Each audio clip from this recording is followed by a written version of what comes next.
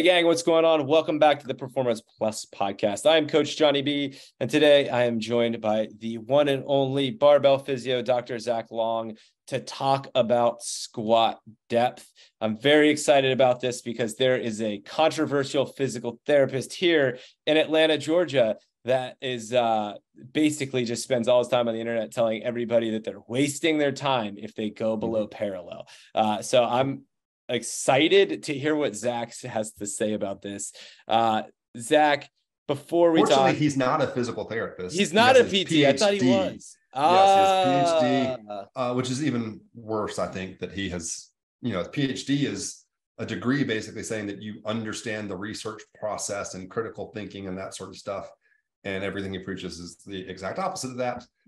So I'm glad he's not in my profession, but that's just as equally embarrassing for people that have a PhD. So just so we have some perspective, this dude also put up a video, I think, during the pandemic where you could basically shake your arms as quick as possible and get like a hypertrophic benefit out of it.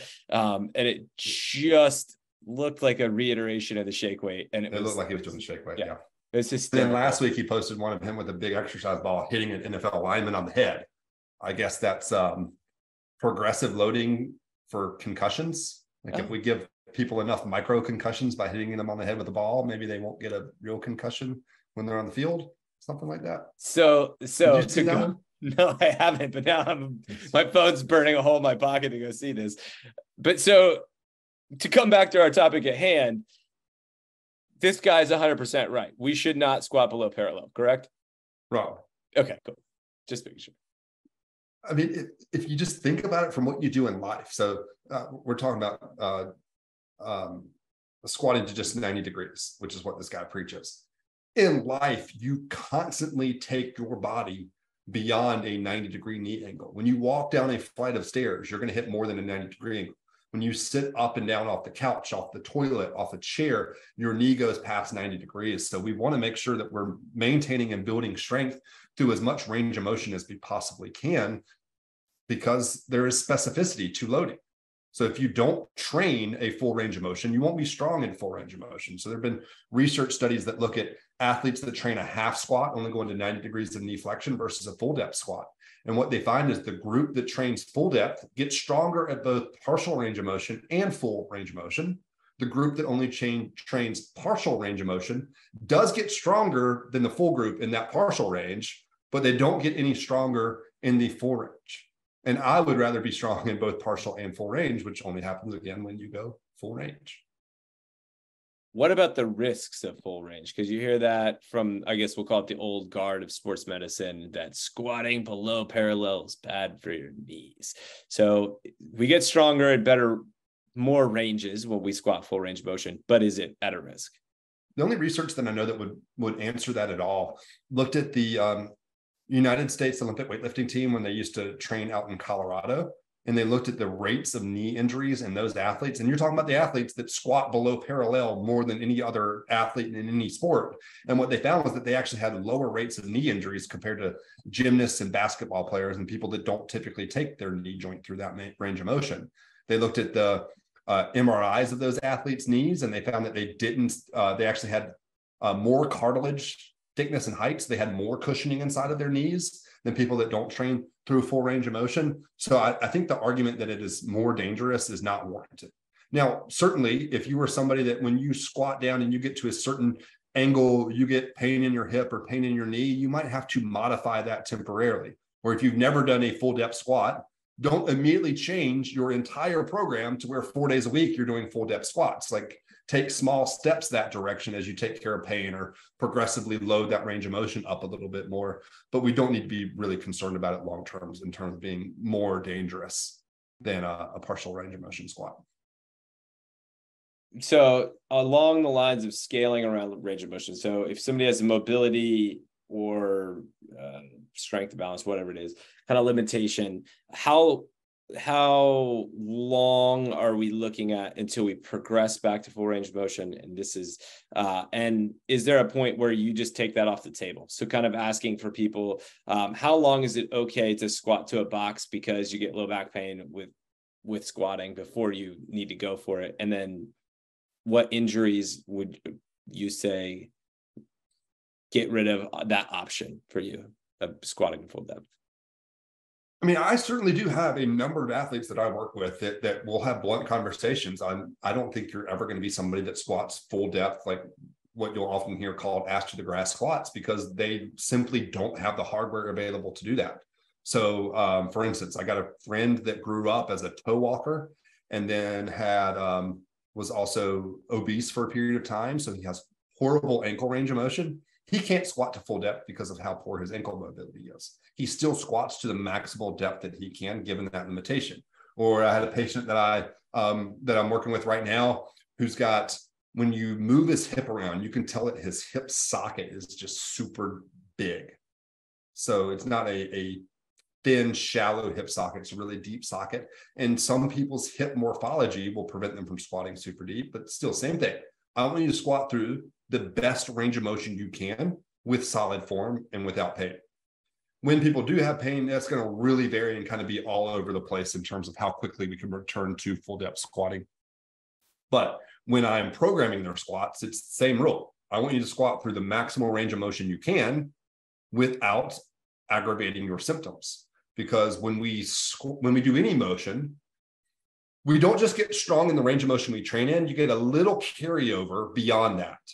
So let's say you are dealing with like hip impingement right now, where as you squat down, your hip pinches, and that pinch comes on at like a just below parallel. And you used to be able to squat all the way down.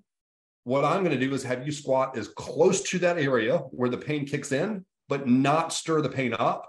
Pause a split second and then go back up so that you're still getting some of that strength carryover into that range of motion that you can't access. And then as we calm down pain, improve your mobility, et cetera, then we continually add more range of motion to that to always be right on the edge of as much range of motion as we can do without making symptoms worse. Makes sense. From a muscular development standpoint, are we going to get the same benefits to the glutes, hamstrings, adductors, quads, full depthing as we will from doing partial? Yeah, there was a research study, I believe it was in 2019 by Kubo, Kubo, and colleagues that looked at this. So they had athletes squat through partial range of motion and full depth. And what they found was that, so they all did the same volume and the same relative intensity. The partial range of motion group and full range of motion group had the exact same amount of muscle hypertrophy in their quads. So the quads don't seem to mind what depth you squat to. Both groups saw no significant changes in hamstring muscle mass because it's been repeatedly shown in research that the hamstrings aren't that important in squat mechanics. But the glutes and the adductors both saw significantly more hypertrophy in the group that trained through full range of motion. Another study by Bryanton and Vygotsky looked at the adductors involvement when we squat at different depths. And what they found was the deeper you squat, the more important the adductors become. So that makes sense with what we see from a hypertrophy research with that Kubo study, that the adductors saw more hypertrophy in the group that squatted through full range of motion. I think the adductors are highly underrated in the squat. Sorry for the little tangent here. And I think a lot of times when people believe that their hamstrings are sore after squatting, I believe it's their hamstrings that are sore, but we don't actually appreciate that the hamstrings and the adductors are like on top of each other almost. We kind of think the adductors on the inside, the hamstrings on the backside, and that's not exactly the case. So when people think their hamstrings are sore after squatting, it's usually the adductors. And then finally, the glutes. In that Kubo study, they did show that increased depth did see more glute hypertrophy. But there have been some other studies that look at wider squats compared to narrow squats, and they found wider squats had more glute hypertrophy. So I don't know that I necessarily always say that full depth squats are better for the glutes, but if everything else is equal, if the stance width is equal and you squat full depth versus partial depth, then glutes get worked more and more hypertrophy from full depth squats. So can that replace doing something like a hip thrust or the other exercises, step ups that people love to build the peaches?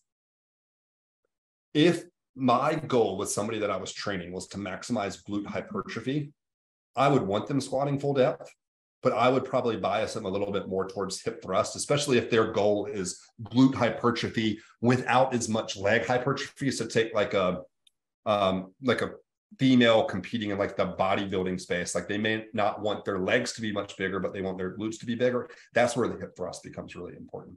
Okay.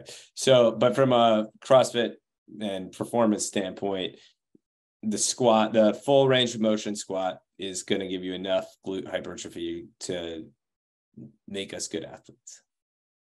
I believe so. I don't have a research study to say that, but if you go to the CrossFit Games or you go look at those elite CrossFit athletes, you're going to see some big old backsides, some strong glutes, and they're not doing much hip thrust. They're doing a lot of squatting and lunges and that sort of stuff. Okay. I love that.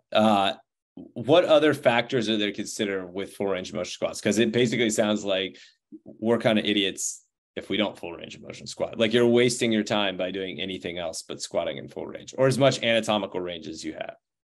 No, I don't think you're wasting your time. You're still getting benefit. I just think that you would probably get a little bit more benefit in terms of some joint health and strength and hypertrophy if you did prioritize squatting through a little bit more range of motion. But I do find very frequently that a lot of individuals, if you don't have good ankle and good hip mobility, you're going to struggle to hit depth. But very frequently, people are also not in the right stance width for their hip anatomy. And so if you aren't happy with your squat depth, try widening your feet, narrowing your feet, changing your toe in or out angle, and little changes like that will very frequently improve your ability to squat to depth. Beautiful. Anybody that just shouldn't squat to full depth outside of the kind of conditions we talked about, like hypermobile or any populations of people, pregnant women, that just should stay away from it? If you have pain through full range of motion, don't. If you're somebody that has a hypermobility issue, then I actually probably am more likely to really encourage you to go full range of motion, because those people with hypermobility issues, they tend to get in trouble at end ranges. That's when they dislocate or they get pain. And so I actually want them to train and build strength at that end range, even more so than our normal healthy people. Knee pathologies. I have a meniscus tear. Should I be squatting at full range of motion, or should this getting too specific for this conversation? And you should just go see an outward physical therapist to figure it out.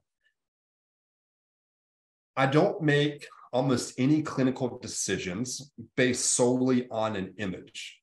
So I wouldn't say if somebody said I have a meniscus tear, that's information that we have, but I care more about how your body responds to positions, activities, and loads. If you have a full meniscus tear, but you don't aggravate your symptoms by squatting through full range of motion, then we're squatting through full range of motion. If you have a meniscus tear and you get pain at certain ranges of motion, then we're going to go back to what we discussed earlier about train through as much range of motion as you can without aggravating those symptoms. Awesome.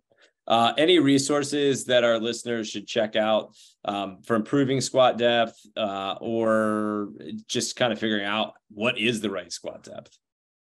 If you go to performanceplusprogramming.com/movements, you'll get access to our ultimate mobility checklist. So in that, you can click the squat section and it will take you through kind of some tests to figure out what your ideal stance width is, as well as testing out your hip and ankle mobility. So you know if you need to address one of those, it'll refer you to our plans to address that. And it also does that for a number of different movements. So if your overhead press sucks, if your overhead squat stinks, if you don't have the range of motion in your shoulders, you need to have good keeping mechanics. We break all of that down at performanceplusprogramming.com/movements.